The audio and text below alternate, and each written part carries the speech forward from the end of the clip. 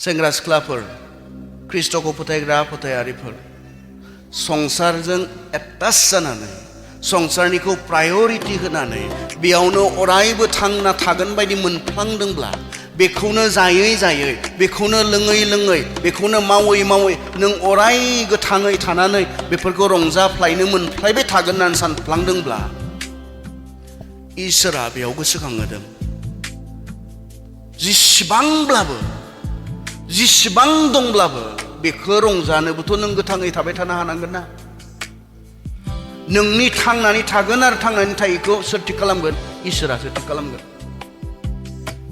बेवहाय बुहुमनि बेफोरबायदि गाज्रि खामानिफोरखौ मावनानै, बेफोरबायदि गाज्रि जानाय लोंनायखौ जायै लोङै रंजाबाय थानो जोङो बुहुमाव थाबाय थानो मोना। जोंनि जिबना इसेबां इन्डिपेन्डेन्ट नङा। जों सानो माब्लाबा आं इन्डिपेन्डेन्ट, आं उदां, आंनि गोसो बायदि आं थांनानै थागोन, आंनि लुबैनाय बायदि आं मावगोन, जों उदां, जोंखौ रावबो जेबो बुंनो नाङा,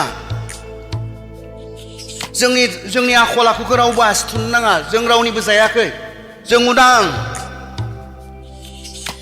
जोंनि जि मेन्टेलिटि, जोंनि जि साननाय, बे साननाया नैबे रोखोमनि। आं गावनिसो जादोंब्ला, लोंदोंब्ला गावनिसो लोंदों, बेफोरखौ खालामदोंब्ला गावनिजोंसो खालामदों, रावहाबो बेयाव जेबो बुंनांगौ गैया। बे रोखोमनि जोंनि साननायफोरा